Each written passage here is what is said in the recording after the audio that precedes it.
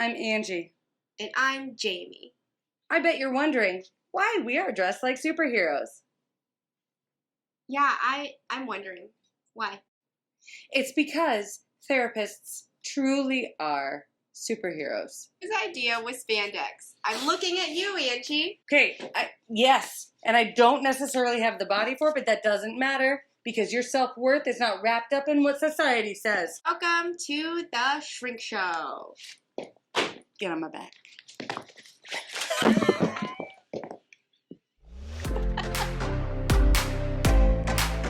So, today, listeners, this is a win in the book of Angie, because I brought the guest. Finally! It's like, Jamie 10, Angie 1. That's all right. That's all right. Who's keeping score? It's because my guests are so busy and they just could not find time in their schedule. But our guest today is one of my favorite people, my brother-in-law, Macy Stevens. He has so much experience with what it's like to parent a child with medical concerns, what it's like to lose a child through the loss of his eldest daughter, Macy, my niece, just shy of her 21st birthday in the summer of 2019. And so really today, I just invite you to listen with an open heart and an open mind as he shares his journey with grief, his relationship with grief, and what that looks like for him and how that might connect with you. So with that, Jordan, I think I'd really like the audience to kind of understand either where your story begins or who is Macy, kind of painting that picture maybe with both of how amazing she really was and is, right? She's still very much around us. Yeah, she is. I feel her every day, miss her every day. Yeah. Mace was our first daughter, obviously. We're excited. It happened to be my wife's first grandchild on her side. My side, I have lots of brothers, and it was going to be number 20, I think, or something. Not that it wasn't any less important, but obviously Karen's family was the first grandchild, and so we went to a 20-week ultrasound and found out that she had some serious heart defects, and they weren't sure at that time, so we had to go home that night, wait for a bunch of tests the next morning, which was quite scary because we expected to go home and be ready. We weren't going to find out the sex at that time because I wanted it to be a surprise. Karen wanted to find out so she could decorate the room and do all those things. But I'm with her. And I think most everybody was against me on it. So, and I think people who want to wait are like serial killers. Something's wrong with you. Many things. The list is very long. But I'm very left-brained and I'm a planner, so okay. I did the blood draw at week 12 because I couldn't wait. Yeah, that she probably would have done. Maybe she did do that and never told me. I don't know. But and so when we found these problems, we both looked at each other and we found out then that it was a girl. And we knew if we were going to have a girl, she was going to be named Macy. So right then we started calling her Macy. And how did you pick that name? I'm curious. I don't know. Karen suggested one day and I was like, I love it. It was very unique then. It wasn't.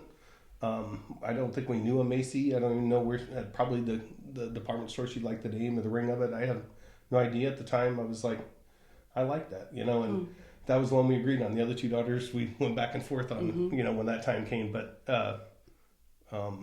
so the next morning we went to some specialists and they said, yeah, she's got what they, in layman's terms, it was a 3-chambered heart. She's going to have a Fontan procedure, which are going to be 3 surgeries when she was a month old, 6 months, and 2 years old to help correct that because she had passive blood flow. So a month old, 6 months old, and 2-year-old having heart surgeries. Yeah. And you knew that by week 20? Yeah. Like wow. we found over the next week, we met more doctors than I had never met in my whole life. My wife and I had never spent a day in the hospital our entire lives, and suddenly we're at an appointment about every other day. And so through the test and through the ultrasounds and echoes and things like that, they could determine they had a pretty good handle on.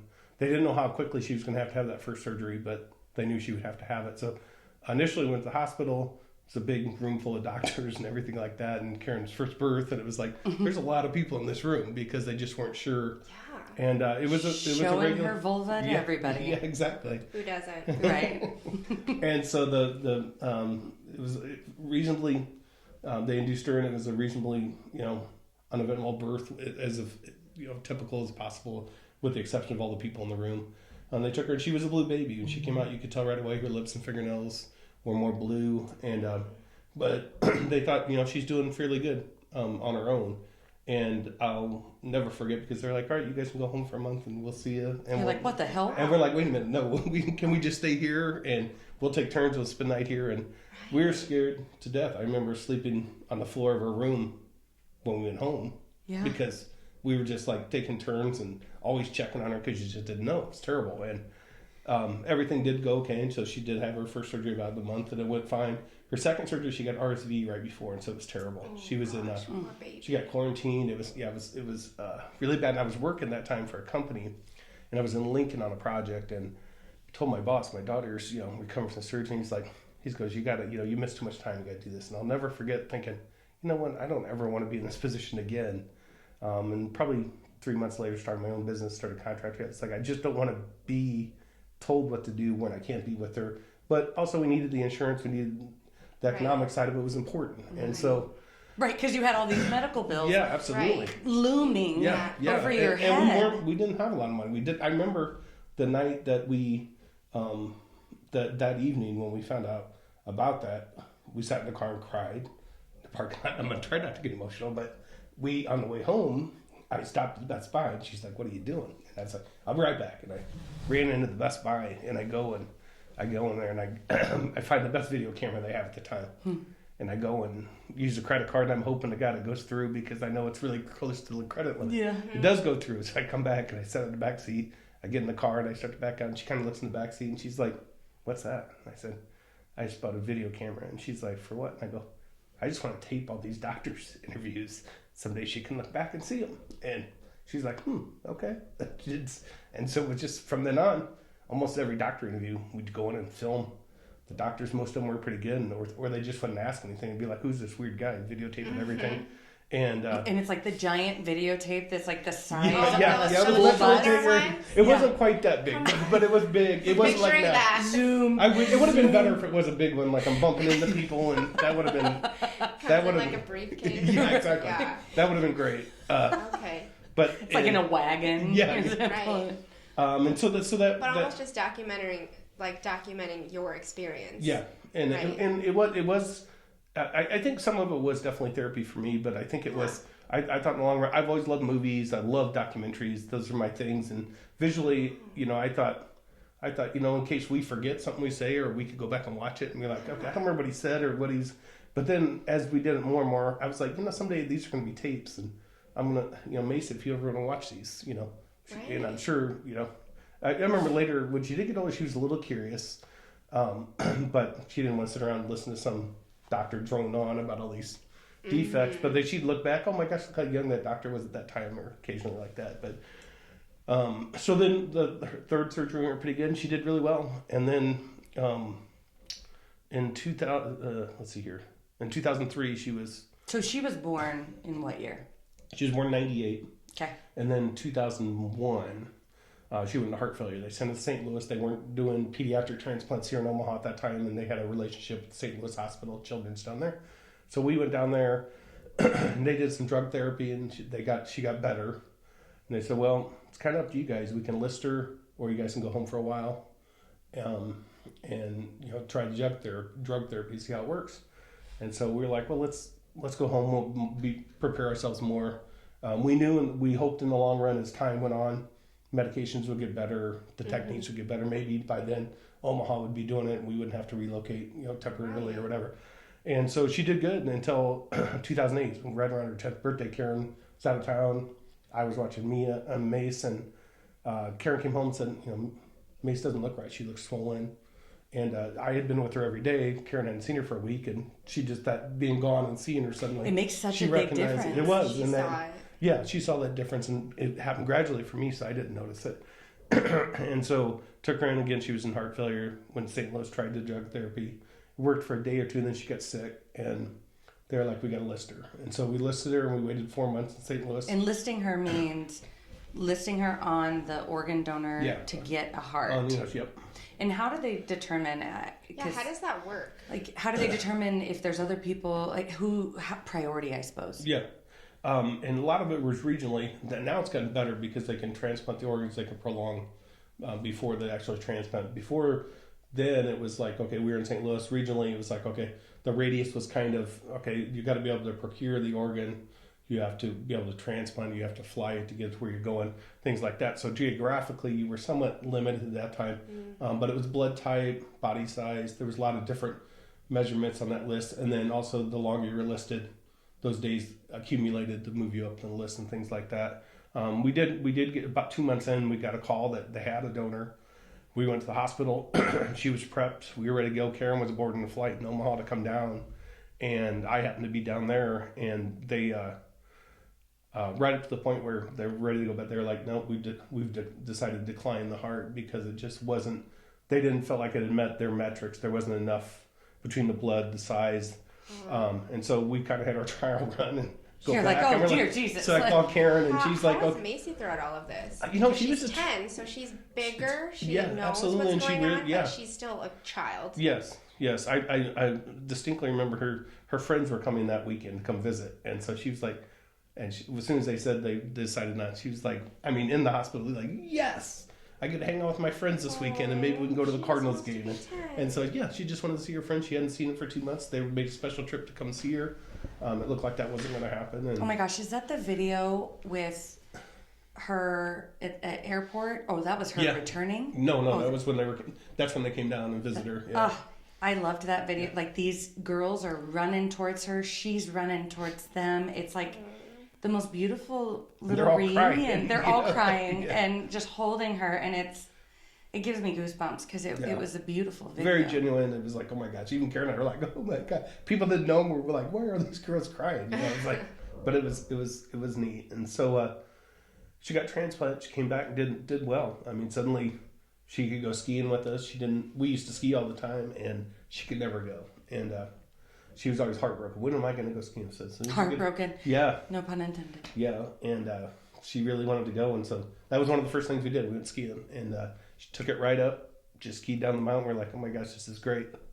And then she went out for volleyball and made volleyball right away on a club team. And she was like a normal kid. She was smaller and slighter, and you had to watch her because of her medications, would suppress her immune system, and she could get sick easier. But recently did good. She wasn't a sickly kid. She wasn't, you saw her, you wouldn't, like, there was lots of times where she was on a team or at school. They didn't really know, but they'd see the tip of that scar, and occasionally it would come up, or she'd go swim with friends.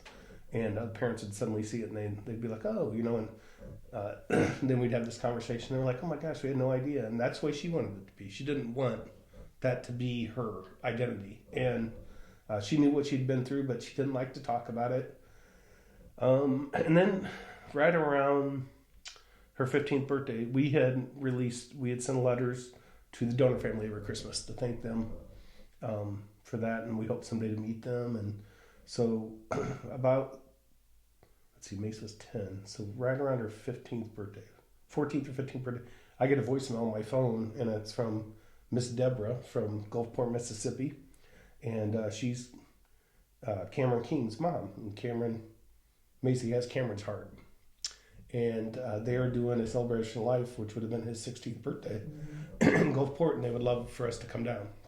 And this was the voicemail, and I listened to it several times. And I called Karen, and I'm like, oh my gosh, and she's like, what's wrong? What's wrong with the kids? And I'm bawling like it's whatever. Like, I gotta get down there. I gotta go see them. And I'm like, this is gonna be hard because we knew Mace.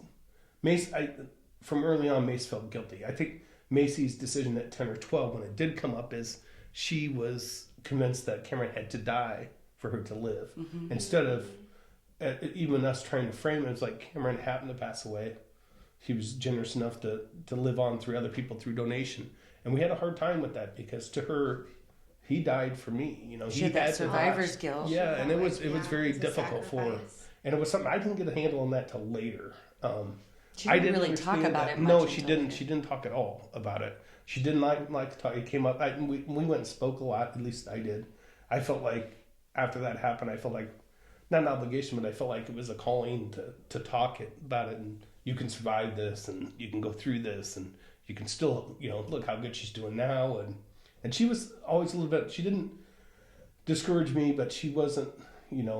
I couldn't get her to talk about it, and often at those events they'd want her to say a few words, and she was just like no, and I was like no, she won't say anything, but if you guys want me to talk, I'm more than willing. And so when Miss Deborah called and they did celebration, we did the typical parent thing, and we sort of fibbed to her and said, hey, we're going to Gulf Shores, which is right in Gulfport, where we go every year to the beach to be with her cousins, and said, hey, we're going to Gulfport, right around Thanksgiving, and on the way there, we're going to stop at this little thing. This is just this little It's a shindig. Yeah, minor it's a- party. And we think it's important that you go to this. And she was upset. She didn't think she should have to go. And so we kind of framed it like, well, it's kind of up to you, but Not really. But also, we're going to be there in 10 minutes. Yeah. No, it wasn't quite that close. No but picture. her version now would be exactly. Dad, remember when you just showed up and all these people were there? Also, we're pulling in, Yeah. and they're Right. running to the So car. but she didn't want to go. No, she was very hesitant about She it, and I was much more adamant about Karen. Karen's much more protective. By the time I was talking to Miss Deborah on a regular basis, and I loved hearing okay. stories Yeah. about Cameron and his Cameron. family and his brothers and sisters, and her and I would. She'd call me and I'd have a half-hour conversation. And Well, and Miss Deborah, to paint the picture, was so warm and just Welcoming, yeah. grateful that someone got to benefit from the loss of her child. Like you wouldn't even have known. It was like she was, at least how you have described it. It was absolutely. like she was welcoming in family. yeah, Oh, wow. It sounded like a beautiful. it was a Exchange. celebration, and so I sort of insisted on it, and so we went. Her sisters came with us. Karen and I and four of us got there, and it's a big church, Baptist church, in tiny Gulfport, and just full of people and all these kids that he played sports with, their family, all their parishioners, and student body from the school he went to, and things like that. And So it was a big group. yeah, it was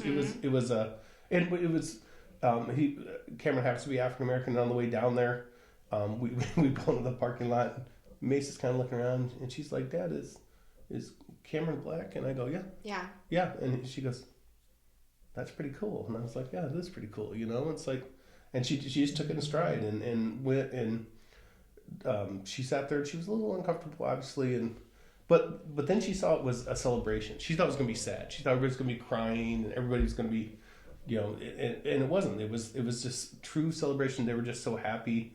They all let balloons for his 16th birthday go. They had the choir that he used to sing in, do this big, very, excited song and dance and stuff like that.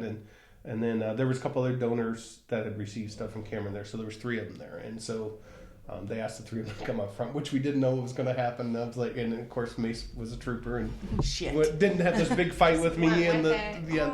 and she went with it, went up there, and Miss Deborah. So 2 other kiddos benefited It was 2 adults. from him. Oh, Yeah, wow. a liver and a kidney. Oh, wow. And That's they were both there, and they were both other mom. A mom was, I think she was probably 40-ish, and it was a young man that was probably 30. And then, Mace at that time was 15. 15, yeah. Wow. And so she asked if she could listen to Cameron's heart one more time, and of course the whole place is, Sobbing. yeah, absolutely. I mean, it was like a scene from a movie. You're like, oh my gosh. And but Did you video? We did, yeah. Yes. And so we got all done, and we just hung out. I took the video camera, and I said, "Hey, Deborah, can I just sit down and ask you some questions?" And we just asked her to talk about Cameron and stuff, and she just talked, and she was great. And meantime, I look over, Macy's hanging out with some kids, and they're getting her Snapchat and her information, and there were a couple of Cameron's buddies that, "Hey, can we take a picture with you? Because, I have one with Cameron, I want to have one with you, and when I meet people, I'm going to tell them I met, the person I can." And so I felt like, all right, good job, Dad. You did great.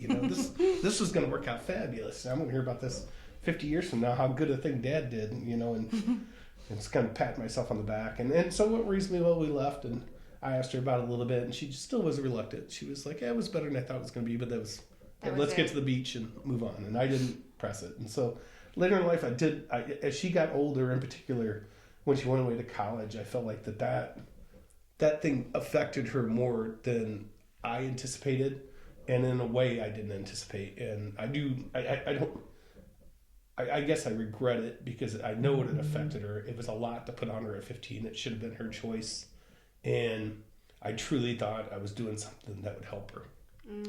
And the intention was there, but to be 100% honest, I think I probably did more harm than help at that time because we didn't talk about it. We didn't do the necessary things to be like, okay, let's hash this out instead of just doing it. You deal with that, and so her perception of that entire experience was much different than the intention. Yeah. I feel like it was. I truly did because when she struggled in college a little bit, like often kids do, she had a lot of pressure. She was convinced she had to graduate college, and we were excited about her being in Lincoln and doing that. And when she started to struggle a little bit, just from the pressure of that, it would often come up that Cameron, Dad Cameron's not here because of me and stuff like that. And we at that point, I felt like I had learned more. I guess I've been fortunate. I don't deal with a lot of depression. I don't have some of those other things. I have my own issues, but that kind of stuff, I just was fortunate. And Mace definitely had a little bit of depression. She had some PTSD, in my opinion. And that was stuff that I had never had to deal with personally. So I didn't know how to deal with it, but I did know something was going on. And so I felt like we were getting better. This is in college, right? Yeah, in college, yeah. Okay. Yep. And so she called us one day and she's like, are you guys okay if I don't go back to school or take some time off? And at first it was like, no, I don't want you, because then you'll never go back. And I just think I want you to have that experience, live in the dorms and do all that stuff. And I think you'll be fine, just, but talking to her more and more, she started grooming dogs and she really liked that and she got to be good at it. And she started doing friends, dogs and stuff like that. And I thought she started grooming friends. Yeah, grooming friends and each other. And so she really enjoyed that. She enjoyed the dogs, always loved dogs anyway. Okay. She loved cutting their hair and doing those kinds of things. And so is this like 19? Yeah, about 19. Okay. And she had decided she was working at a groomer in town, and then someone had reached out to her. Right, we were going on a family cruise. We were going to Italy on a family cruise with my wife's side of the family. There was like 17 of us going with cousins. She was so excited about going. Obviously, 19 years old, right. Going to visit the Italy. world. Yeah. I guess 20 by this time. But and so she had talked to someone and interviewed one over the phone, and they were looking for someone that they were trying to do this concept where a groomer would go to larger apartment complexes. And on certain weekends, they would be there to groom dogs. So if someone lived in the apartments, they'd be able to set appointments. And it was a great concept where she would, hey, I'm at this apartment this days, and move around, and she'd be somewhat contract work, but she'd manage it herself. And I think she was excited about that possibility because she liked the idea of doing different dogs and the same ones all the time. She liked kind of being her own boss. And we thought, it was great. We were looking forward to helping her because her plan was in 5 years she wanted to have her own spa. And my wife was excited about that. She's an accountant. She loves dogs now. She didn't when I first met her, but so we thought that blueprint, this is going to be great. In 5 years, she'll, her sisters will probably be working for her, and and it'll be this little fun thing, and she'll do something she loves, and she'll do pretty well, doing that, and she'll feel good about it. And she didn't necessarily need college, and that was something that at first was like, yeah, you got to have college, and it was like, maybe she doesn't, and that opened our eyes to that. She opened our eyes to that, and so then we went on the cruise, and she got sick on the cruise. She just wasn't feeling well about halfway through the cruise. Couldn't eat much. She did activities with us, but wasn't doing great. And then when we flew back, we flew into Chicago, and we had nationals for volleyball with my younger daughter. So I went to Indianapolis with Mia, who's our youngest daughter. And then Sophie and Karen and Mace, they were supposed to fly home, but their flight got canceled. So we flew all the way back from Italy. They drove from Chicago to Omaha. Gosh. And Mace wasn't feeling good during all that. And so as soon as I got home, they took her to Children's, and they said, yep, you need to go to UNMC. And there's some major hard stuff going on. And so she went to UNMC, got a little better. Karen was giving me updates. Doctor called me and said her heart is not doing well. And it's a big concern. And of course we were like, what about, retransplant or an LVAD or something to prolong it. And there was some discussion of that, but she continued to get sick pretty quick. And I stayed in Indianapolis. I wish I hadn't, but You don't know. So There were a lot of times that you were there, yeah, and a lot of things sure. that you did miss to be there. And it's we can always look back and have those regrets, but it's important to remember when we were there. Yeah, definitely. And so we came back when tournament was over, and she was doing again. She was awake and doing okay. And I liked staying the night up there. So Karen would go up early in the morning, and I'd go home and sleep, and I'd stay overnight because we used to watch movies. Yeah, you and Mace always watched Sorry. movies together. No, don't apologize. Yeah. It's Macy loved movies, and in fact, she would call my husband, Joel, Jordan's brother. So, for those of you who have heard me say that my husband is one of 10, Joel is number 9, Jordan's number 8, to give you an idea of the lineup. Yeah. But yeah, Macy would always call and ask Joel, like, what movie should I watch, or what do you think? And he'd always give recommendations, and a lot of times people don't take up his recommendations. Macy always did, and she always reported back, and he loved it. Like, he just absolutely, Macy was his favorite. Well, I don't want any of the other. She was his favorite for different reasons. Yeah, because she listened to the movie recommendations. Yes. Yeah, exactly. Yeah. As simple as that. So she got sick. So I was back a couple days. So I'm sorry. Was she staying in there since the UNMC? Like, she Yeah, was she was staying in inpatient this whole time? Yeah, she was in Yes. ICU Right? the whole time. Yeah. Okay. This was just before she had passed. Yeah. Okay. Yeah. And So this was the end of Getting June. a timeline. the end of June to Okay. She passed away on July 12th. So she was in hospital about 12 or 13 days before Okay. she passed. And so I was actually at Mary's funeral. So Aunt Mary, Jordan's mother's sister, had just passed away. I was at her funeral the end of June when Karen had called, and she was scared because she's like, "This is different. yeah. This is." Yeah, she always bounced back. So it was always. I mean, she'd been But sick. She And wasn't this time. this time, no. We felt like if she could just What were level. doctors saying at this point? They said that her heart was being kind of attacked, with the with rejection and different things like that. Mm-hmm. It was just something that they couldn't get under control. They kept hoping to sort of through medication and stuff, just giving her heart a rest to let it sort of to work its way back. And Is this common? What I don't understand these words. Well, she had Medical is not my. Correct me if I'm wrong, but I believe she had somebody who had a transplant around the same time she did and had died a year before. Yep. Yeah. So I know when she and I had talked, it put like this tick-tock, tick-tock, tick-tock, almost like the crocodile from Peter Pan of time is your enemy.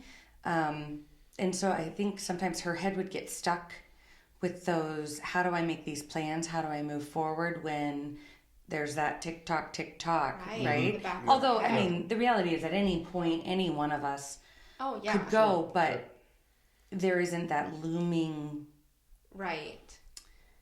clock, I guess, Yeah. over our heads.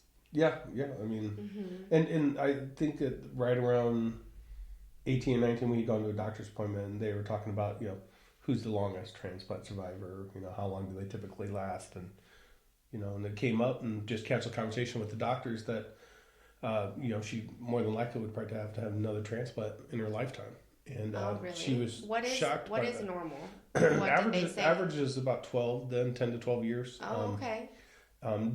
We personally know someone that's in a heart group that we are. I think she's just celebrated 35 years of a heart transplant. Wow. So I don't know what the officially longest is, but that's got to be pretty high up there. Sounds long. Yeah, and Mesa's good because she didn't have any rejection issues until this episode, and that's why we expected her to bounce back like she always had. I think she assumed she would. So she had moments prior to this. She had moments of like not doing well, but then she'd bounce back. Is that what you're saying? Yeah. Well, with her younger surgeries, when she had the first transplant, her other surgery, she had been in the hospital one time because one of the pharmacies messed up her medication, and she was intensive care, and it was awful, and it was terrifying actually. And she was so lethargic and sick for a while. Then she bounced back, and the next day she okay. And so when this was going on, we just figured we're gonna walk in one of these days, and she's gonna be better. She's not gonna be perfect, but she's gonna be heading the right direction. Healing. You're right. I went the day she got into the hospital, and all she wanted was grilled cheese and fries. Yeah, that's all she ate. Grilled cheese and fries. She was such a simple diet eater. Like grilled cheese, fries. She loved the hell out of crab rangoons. Anytime crab rangoons. And our sister-in-law was part owner of a local Chinese restaurant. And so crab rangoons were at almost every family function. And it was like, oh shit, better get Macy in there. You'd have a whole plate of crab rangoons. Because that was like all she wanted. She didn't eat a lot. No, she was. Deep fry it. Exactly. That's right. Pretzels and anything with cheese. It was like, I always say, it's like Forrest Gump, it was like fried shrimp, and it was like fried cheese, grilled cheese. It was always something cheese. Fried dough. Yeah. She loved Auntie Anne's pretzels. Yeah, right? absolutely. Good.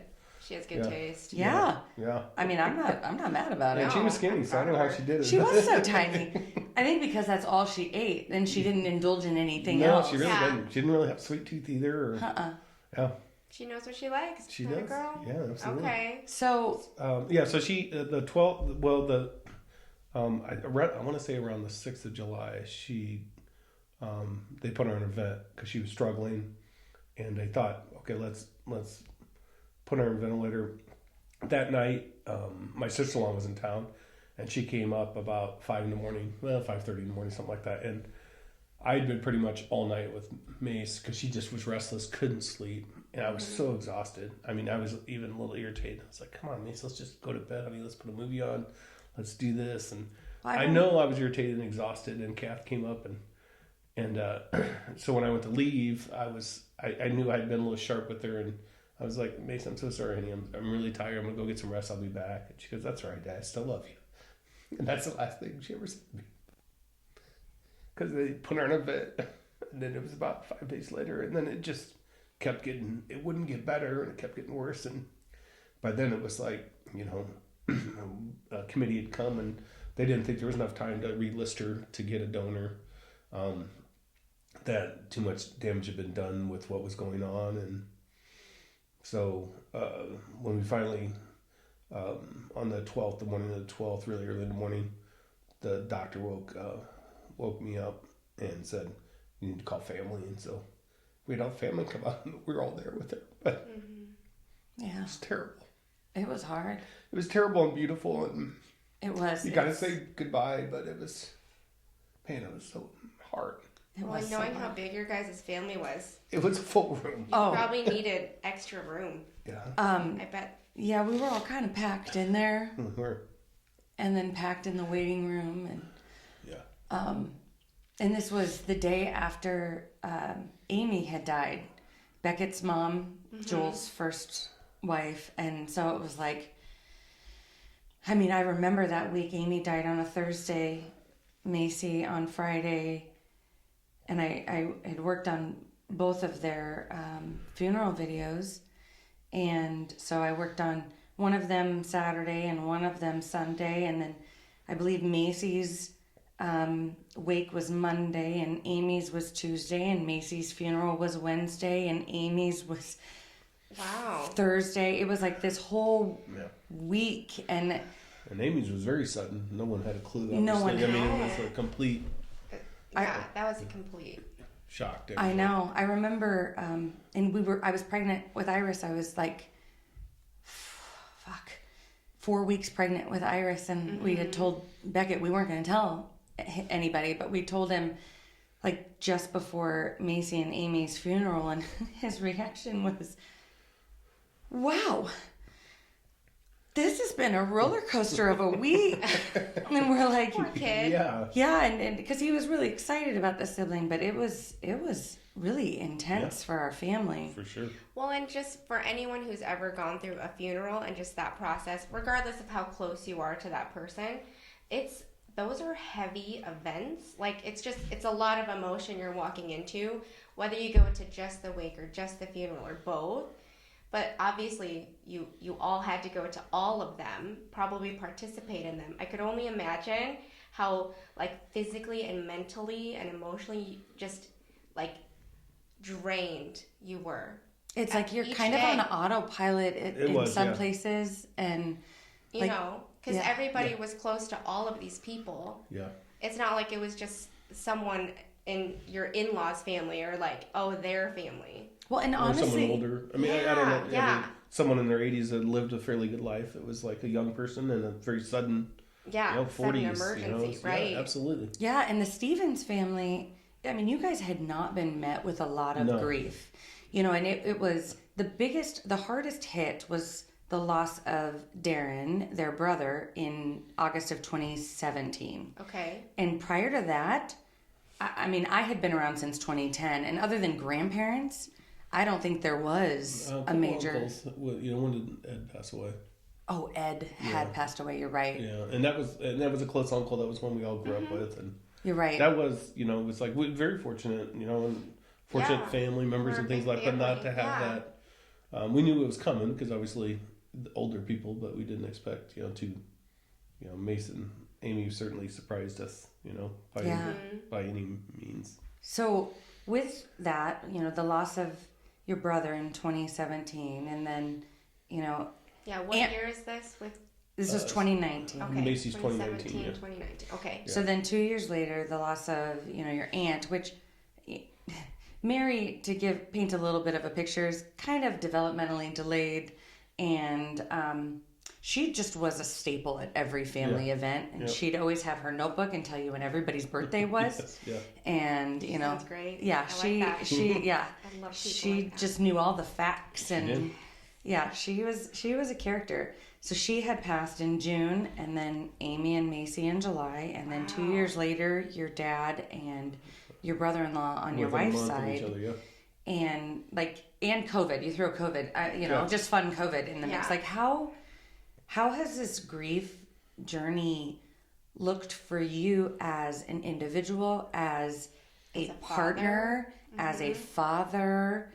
Because I remember going to Amy and Macy's funerals, and it was this mixture of holding space for people because, I'm a therapist, so I'm just kind of, it's what I do, but also because I care about people, but also grieving myself. And that's a process in and of itself, let alone trying to guide children through this, because Soph and Mia were what? So for 16. 11 and Yeah, 11 12? and 16. 11 and 16. Yeah. They're 5 years apart? Mm-hmm. Oh. So 11 and 16. Yeah. Macy's sisters. Yeah. Yeah. Yeah, so Sorry. Mace is our oldest, and then Sophie's, there were almost 5 years between all three of them. It's 4.5 years, whatever, but pretty big spaces in between them. But, so how it affected me, to be completely honest, I don't know. I guess I've never stopped to be like, okay, because I just don't think that's how I look at it. I think I one thing I do know for sure is I'm much more empathetic to when a kid says they're struggling or something's bothering them, instead of just being like, oh God, be quiet, just do it and stop, and we would, I remember times yelling at Mace a lot, frustrated with Mace. These two other girls have lucked out because Karen and I aren't the yellers we once were, and I would say it's definitely related to Macy's passing, because we just always thought that this is the way your parents, you're supposed to yell at them, and things are happening, but we don't yell nearly as much. I think we listen more than we speak, a lot more. I would say the grief has taught me that, at least, in the sense that we don't know what people are going through. We don't know what struggles or things that are bothering them or affecting them day to day or throughout their lives, because so many people have lost so many things and struggle with so much stuff. And to be quite honest, I feel fortunate with the life I've had up to this point, and even though with this grief and have lost some people I love dearly, but You're still going. And in fact, I think one of the things that I love so much about you and your family and Macy's story is how you've taken tragedy and turned it into something beautiful. And I think that, at least for me, having experienced grief in many different ways, to me, that's a lot of times the key, is figuring out where's the beauty. And it sounds fucked up, right? To think that way, because it's like, well, there shouldn't be any beauty in the loss of somebody or grief, but we can't control that we've lost somebody. We can control how we choose to honor their name, how we choose to live, how we choose to move forward. And I really just want you to take this moment to kind of talk about Macy's Way and, you know, what all of that, what your heart is within that. So we started Macy's Way in 2021, and basically it was a way, I think, to continue her name. I mean, it's a way, there's nothing more than I run into someone or a friend, and they tell me a story I don't know about Macy. That is my favorite thing in the whole wide world. It's happened on a few rare occasions that I cherish. And so Macy's Way, you know, the genesis of it was we wanted to help back, but we wanted to sort of gear it towards kids like Macy, kids that I think that so many parents, there's a lot of pressure on going to college. There's a lot of pressure on that you need to do this. These are the steps you follow. Mm-hmm. And there's lots of different steps to follow. And so many of us get caught up in it. And so we wanted to do something that would help youth that were struggling. She loved dogs, so we thought, hey, why not try to figure out a way to incorporate dogs and making these therapy dogs. And Macy loved nothing better than the hospital when a therapy dog would come visit her, and she would ask every day if the therapy dog would come visit her, and if the therapy dog could stay all day with her, and things like that. It just provided enough of a break from when you're struggling. It was just enough. Or when she'd hear the clack of the toenails down the hallway, she'd be like, "Dad, I can hear it," you know. And so we wanted to do something like that. And our philosophy was, okay, by doing this, we'll start this foundation. We'll try to get in connection with some breeders or other people that have puppies available.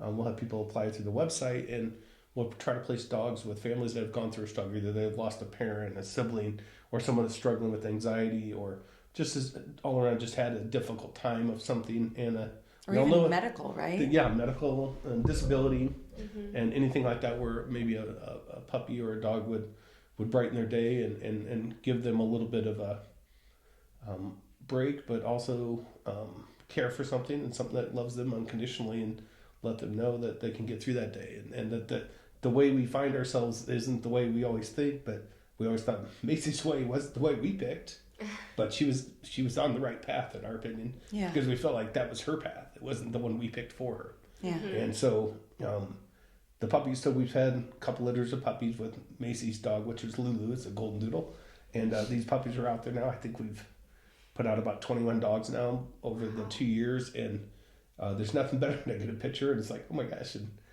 I can't remember all their names, but all the girls do, or they'll be like, Dad, send out the horn and get pictures of all the puppies just to see how big they are and what they're doing now and things like that. And so it's been great therapy for us, because I love it. They're saying her name, they're accessing her website, hearing her story, knowing that she was going to do things her way, and that, you know, and our big thing is find your way. We don't know your way, but go find it. And that's sort of what we're hoping to do and continue to do, and we're hoping we're making her proud. And we recently, I think a year ago, I found a golden doodle mailbox online. I was like, oh, what an awesome. Karen's like, we're not putting that out front. I'm like, you're like, yes, we are. And I go, I am. I'm going to put it out front with dog treats in it, like a library, a book thing. But it's just going to be treats, because we live in a neighborhood where lots of people walk. And so I put it at, and we put Macy's Way sticker on the website on it, and we just fill it with treats. And I fill it. The first time it took me like 2 weeks. It was gone. Now it's less than a week. The cookies are gone. And wow. You'll stand and you'll see someone go by, and the dog will stop and sniff the mailbox as the owner's going. I was like, oh, there's something there. And they open up and give the dog a treat. And occasionally we've got an email from someone that said, hey, thank you for the treats. We love it. You know, it's so awesome what you're doing for your daughter's name. And one day someone left a box of cookies, treats to add to the mailbox and thanks so much. My dog loves, this is their favorite, stops every single day. And again, it's just her name out there that just makes me feel better. And it's funny because you knew her name before she was born. Exactly. That's right. Never thought of it like that, but that's exactly true. Yeah. Because you knew she had her own way anyway. she did have her She own way. was stubborn. She was stubborn. She was very witty. She was She so was a funny. huge smartass, and I loved her. But I mean, she would crack me up and also drive me crazy, and I know I drove her crazy too. Well, yeah, and she was such a gift to everyone, honestly. And she was kind of a little turd bucket too sometimes, but She could be. I She had a really, huge heart, though. She was definitely a kid that had lots of empathy just because of what she had been through. And she volunteered at Children's. You couldn't volunteer until she was 16, and she talked to doctors of getting the wait list takes like a year. And she talked to doctors of putting her name on early, just so when she turned 16, she could do it right away instead of doing it at 16 and wait until she was almost 17. And so she did that, and she worked in the cancer unit and some of the other ones. And I think just in general, she's like, God, some of those kids, Dad, they're just not very nice, but they're going through terrible things. It's like, what? I don't think you were always sweet, every single day, but in general, you were a good kid. And, Right. and you're there for them, and that's important, I like this too because I think what's so important about, Macy's way, and I really, what resonates the most is her wanting to return home from college, because at the time we were younger, it was like college. Yeah, Now obviously the trend has kind of gone away from that because Right. shit, you don't want to be, $50,000 in debt, No, that's, yeah. not making any money, but And not doing anything you like either, but just paying exactly. the bills, yeah. Exactly. But kind of that listening to your kids and hearing their struggles, whether you agree with their struggles or not, whether they make sense or not, allowing them to, pave their way, to find their way, and I think so often as parents, we think our way or no way, Yeah. Yeah. and you have to do it like this, and if you don't, then I'm gonna yell and I'm gonna scream. And I know I find myself in that, as like in that too, when life gets hectic and busy. But I've always done this even before Macy. I always try to think, because I've had so much loss, like, what if I lost this person? And I do that with, parents, with friends, with spouse, with, children. Like, if I lost this person, and even as a young kid, I would always say I love you, no matter how angry I was. I would always end a phone call with I love you. And that was that, because I did not want an angry statement to be the last thing that someone heard. Sure. Because you never Yeah. you never do know. We're all one just moment away. Yeah. Everyone is. Yeah. And grief, my husband always says, is such a unique process, whereas you have taken it and turned it into this beautiful thing, and applied what you've learned to the lives of Sophie and Mia, and it's not easy. No, it's not. Well, and how do you see grief? I suppose I feel like this is a common question with clients. Even is like how do you process grief? Because the internet says there's stages and phases of it. I personally think it's a lifelong journey, and it looks different no matter where you're at. But how do you, especially if people turn to you on, like, you've lost someone, multiple people obviously, but a child nonetheless. How do you see grief and just the process of it in your life? I would completely agree with just what you said, because I've never felt like we were going through steps. I didn't feel like it was like this thing. Again, that's like sort of like college. It's like, all right, this is the way it's supposed to work. Right. We jump all like, over the check place. Box, Yeah. done. I'm done. And now we're all done here. We'll move on to the next one. We never have to worry about that, because that's not been my experience at all. And I completely agree. It is a lifelong. It just will always be part of me. And I think that the grief comes and goes. It's like the waves. They keep hitting you. You'll bounce around and it'll be fine. But sometimes they're bigger waves, and sometimes they're lighter, and sometimes there's beautiful sunset, sometimes there's not, sometimes it's raining. But there's just this constant waves that hit you. And depending on what else you're going through, sometimes those waves can be more devastating. Sometimes they can be this gentle, relaxing remembrance of something that was special to you that brought up from some song you heard or some movie you saw, or you see your youngest that looks just like her, stuff like that. But I think the grief, I think, I have a very good friend that just lost his 11-year-old son, and he had a brain tumor, and he reached out to me when his son just very first got diagnosed, because I lost a child, and he was a big tough guy. He'd never seen him show any emotion. He called me and he was shattered, and so I talked to him, and we've been friends for 20 years, but become really close through this and with his son passing. And I remember I sat with him after, and he's like, he goes, people just are idiots. They don't know what to say. They always say the wrong thing. Yeah. And I'm like, I couldn't agree more. It's the fact is, they don't know what to say. They want to help. They want to be there for you, but they don't know what to say, and I was always like, and I'm Catholic and everything like that, but one of my biggest things, she's in a better place, is nothing I ever want to hear the rest of my life. Oh, I can't stand that. And it's like, no, the better place is her here with us at dinner, hanging out, her laughing and having fun with her sisters, because that's where she should be. And I don't want her suffering and pain, but she should be with us. And so anybody hears, and so him and I are talking about that stuff, and he says this one, I'm like, oh gosh, I've heard that one, and he'd say this, and there's the two of us just bouncing, like, and suddenly the dumbest things you've ever heard. heard. Yeah, it's just like, I mean, and I don't, obviously some people do truly believe that, and that's okay too. I struggle with that. I don't, and sometimes maybe it's true, but that's not useful for me to hear right now. Absolutely not. Yeah. It doesn't make me feel better. No. And so he said one night to me, he's like, I just feel like everybody's watching us all the time, waiting for us to fail. And I go, I don't think that's the case.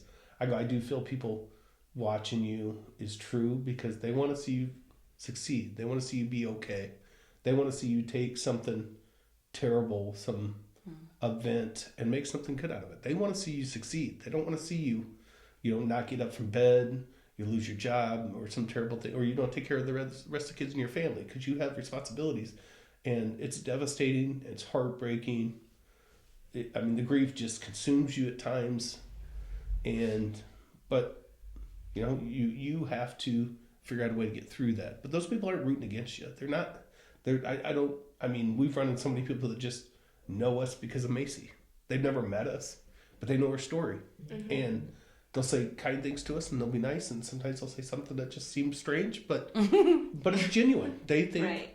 And so even when I talk to someone that's lost someone, I don't know what to say, and I've lost someone.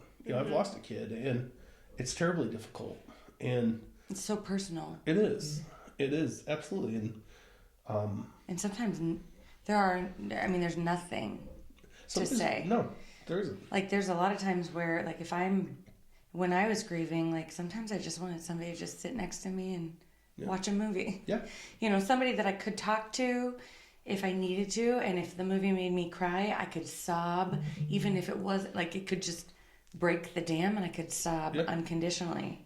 And everybody does grieve differently. Like, our cousin who had lost a child at 18 months old, she does such a wonderful job of celebrating new life. Anytime anyone has a baby, she's the first person over there with all the goodies, comes and snuggles the baby, and is able to, like, hold that space for celebrating life. And even if somebody's grief journey doesn't lead them to creating their own nonprofit, even just the example of you holding that space for your buddy who lost somebody, like that, we're all just kind of guiding each other through this and just saying, I don't know either. No, I don't have any clue. Like, we're giving each other permission to have no idea is huge. Yeah. And like you both said, I think that we're all unique. We all deal with it differently. I don't buy the steps. I agree that somehow we go through all those emotions, but there's no process, and one doesn't end, and then it isn't like we go upstairs and we forget all the stairs behind us, because those stairs are still there, and sometimes you go back down and sit on that first step, and sometimes you're up at the 6th or 7th, and you're feeling a little bit better, but also you're not going to be sitting up there all the time. Mm-hmm. I know we're running on time because I know you have to go, but I do just want to kind of close with, I also have if you're, one question for the both of you. well, if you're comfortable with, you have a question? Yeah, because I knew we were close to time. But I was Okay, because I just wanted to know, like, what is the one thing that, what if it's the same question? well, maybe it is. Oh, let's find out. That'd be pretty cool. What Same is- time. At the You gotta same say it time, yeah. What is the one thing that Macy does to show you she's still around? Oh, okay. That's not my question. Okay. Damn it. Okay, but it's a good Close. one. It was close. It's similar. And it might be, I say one thing, but like for my husband and Tom, for Joel and Tom, it's hawks. Joel's dad. Yeah. Yeah. Jordan and Joel's Jordan dad. and Joel's dad. Just want listener to know. Yeah. I'm following along, but listener doesn't I know, Right, it's right, tough. Jordan is our guest. Joel Yes, is my husband. Right. Their dad, it's hawks. He sees a hawk, and that's Ooh, Tom. Fascinating. And that's a long story. When I That's had okay. shamanic journeyed for him, and it was Tom turned into a hawk. It's crazy. But then Joel You saw. have to be there. I know. Yeah, Then yeah. Joel Okay. saw the rare white hawk that hasn't been seen in forever. Like immediately after I journeyed, and it was like he was like, "Hey, Pop!" Like it was so. Aw. Yeah. Okay, so what's yours? I hear a lot through music. We've always had that connection, and way back when I used to pick her up from volleyball, I'd trap her in the car, and I'd be like, "Hey, you have to talk to me, or you got to play music." And she preferred not to talk to me because she was a teenager, Shocking. and she used to play nice music at first. And I was like, "Come on, you're in the car. I'm not going to tell anybody. Play what you would play."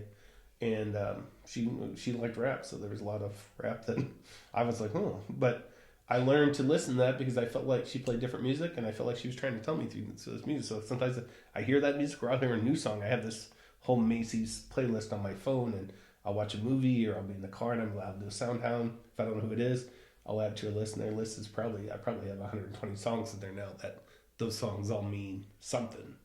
That either they're ones we listen to together, or ones that remind me of her since she passed. And so I hear a lot through music, for sure. But recently I bought a camera, it's like a Ring doorbell, but it's a bird feeder with a camera in it. And I purposely went out and bought the feed to draw cardinals and put it on the back side of our house. And we did a flower garden after Mace passed, and with white flowers, and hoped to draw cardinals. And there were some other things we put in there because the belief is that if cardinals visited someone from heaven visiting you, and so I've always loved cardinals, and so we put this camera out, and my daughters and my wife are like, "You've never been a bird person your whole life." I was like, "No, this is the best But you kind." are now. Like, I am. no, this I'm is like, great. this is great because this camera will tell you it has AI in it, and it'll tell you if I don't know gosh. anything, it'll tell you what kind of bird it is. I'm That's like, "Oh." incredible. And it's awesome. And Science so, is weird. and so I'm like, and they said, well, sometimes it takes a month to draw birds and everything like that. 2 days later, I'm flipping through it because it records 10-second windows, and there's a cardinal on the bird feeder, and so. Hi, It happened to be a Macy. male cardinal, but I'm still sticking with Doesn't matter. that it's either grandpa Gender is or irrelevant. yeah. And it's this beautiful red cardinal just looking at the camera, eating on this bird feeder, clears the bell. Oh, I And- love it. yeah. Oh my god. So I check that every day now, and I he comes love back about that. every single day now. Comes and eats at the bird Oh, he feeder. does. Yeah. What a little You should name him potato. Macy. I know we should. The girls were like, we got to name him, and I had no one throughout Macy, but. I mean, why not? Gender is a construct. Yeah, I know. yeah. Well, they said women, I guess female cardinals, they tend to take care and they don't do a lot of feeding because they mate for life, and the males will bring food back for them, Good. which I didn't know. And they're a little Good. bit, Well, they're that's real a bright. fine Make bird the men their fact for bitch. you. Exactly. See what I've learned from all this AI is that the really bright red ones are the males, and the duller, you'll occasionally see like a little bit duller color Yeah. red, and that's the females. Oh. See, I've already learned this. Yeah, the Thanks men for have to coming be on here, shown. Jay. Yeah, Maybe about exactly. Well, I'll be cardinals. back next week for no. I'm just Oh, good. kidding. More facts about birds. Yeah. Bird watching I with know, Jordan bird watching with Stevens. Jordan. Everybody will be asleep. We've been waiting for a segment. That's our segment. Yeah. Bird watching with Jordan. Segue. So my question for both of you is, and it could be the same answer for both questions, but if it's different. So what is one thing that Macy has taught you, and what is your favorite memory of Macy? Shit. No pressure, but give me an answer. Favorite thing Macy has taught me. And or favorite memory. 2 questions. Favorite memory, what she's taught you. And or. Okay.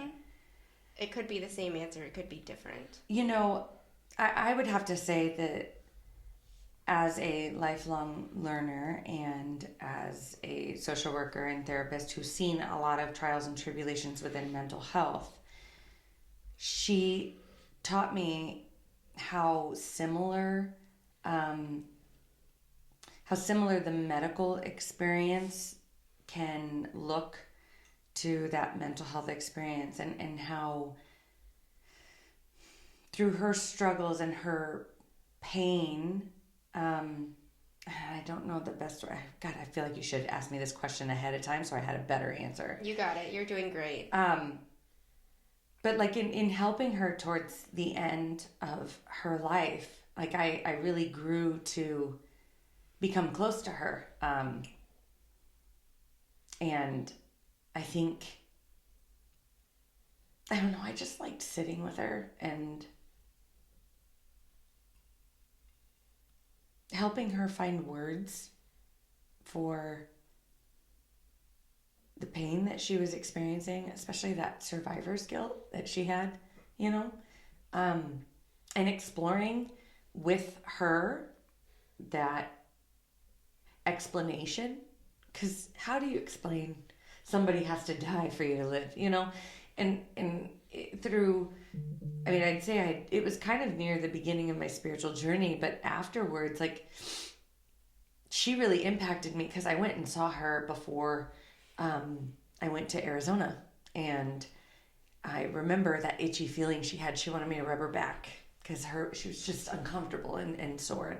And I wanted to see her before I had to fly out early the next morning, and it was on the 4th of July. And so I went and saw her, rubbed her back for a little bit, and went home because I had to leave. And I knew I was pregnant with Iris, and I was really worried about her, and I was like, something's not right. Like, I just don't know. And my friend had just encouraged me to just kind of sit in that and connect with her, you know, on a spiritual level. And I hadn't really done that much. And when I did, it was like she was uncomfortable, and it was in like this, if anybody's seen Stranger Things, it was like that dark, watery place. And she was like, I'm scared. And this was me connecting with her on a spiritual level. And I said, I know I am too. And I know your family is.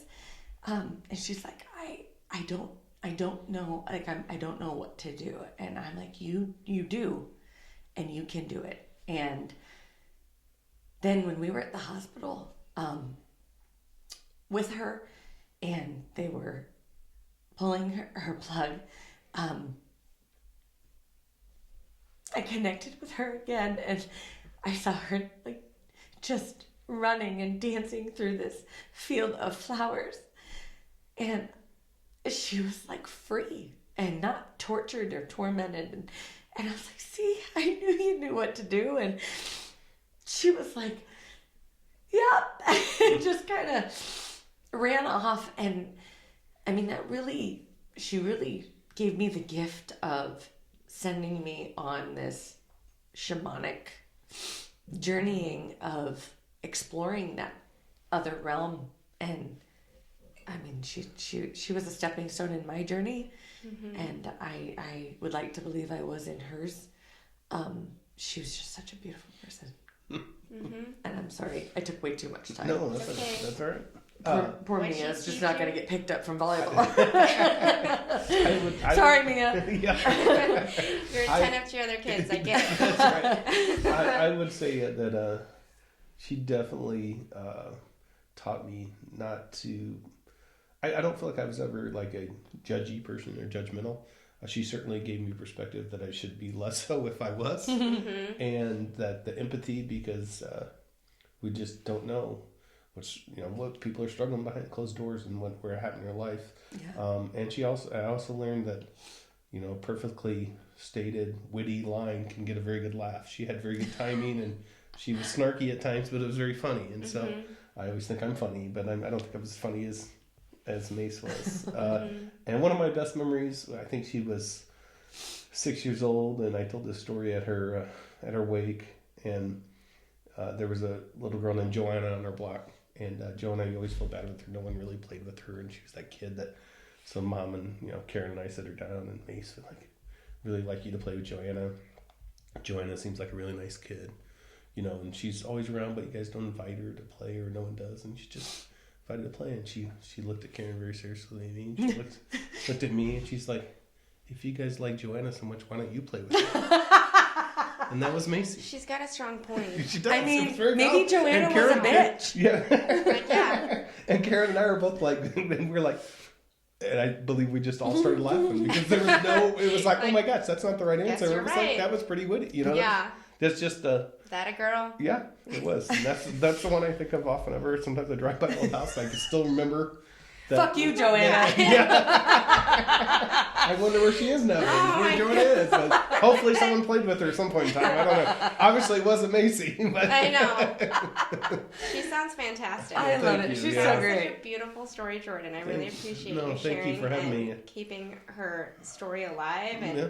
obviously, it's going without you because the dogs are doing it for you. That's right. Yeah, I mean, I've always appreciated your vulnerability with this, and I can't wait until you have that documentary for Macy, because I think it will be so impactful after you come through that, 5,000 hours of Without a doubt. video. That's now very grainy, and it looks like a grassy knoll. from no the other day, kidding. but, No. yeah, but But they can do a lot with digital. I know. I'm just kidding, Yeah. but- Internet knows. Let's do our mugs Real quick? real quick. I want to start really quick because mine says, "Hello, my name is Inigo Montoya. You killed my father. Prepare to die." And it's from The Princess Bride. And I like this for two reasons. One, Macy loved movies. That And girl. two, this was Inigo Montoya's grief journey.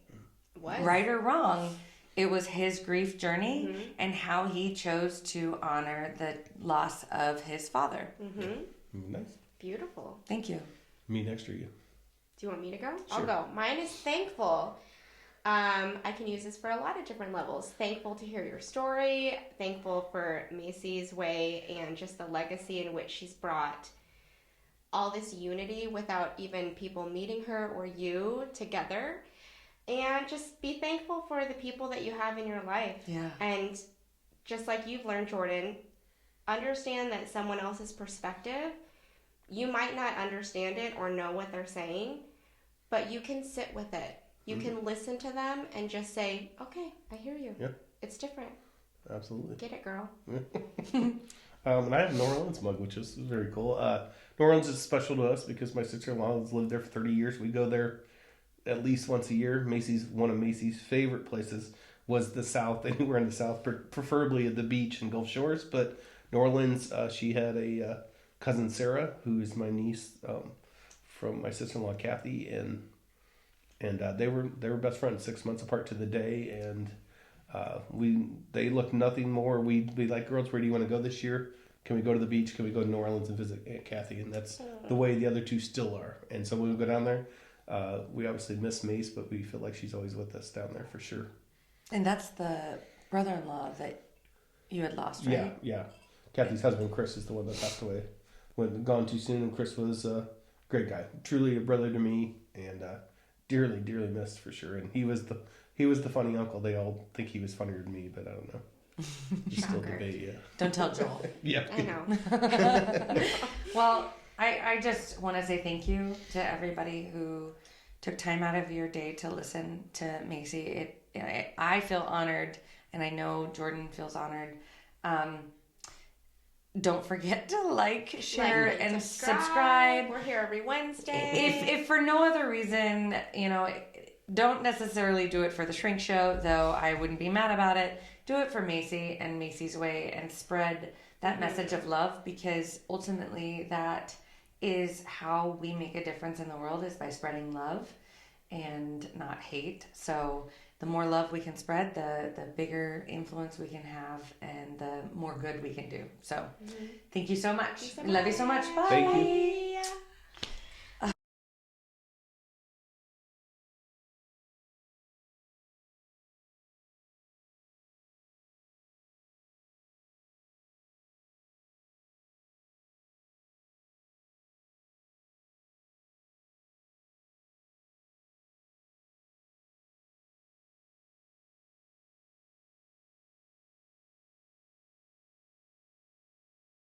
A Huda Media Production.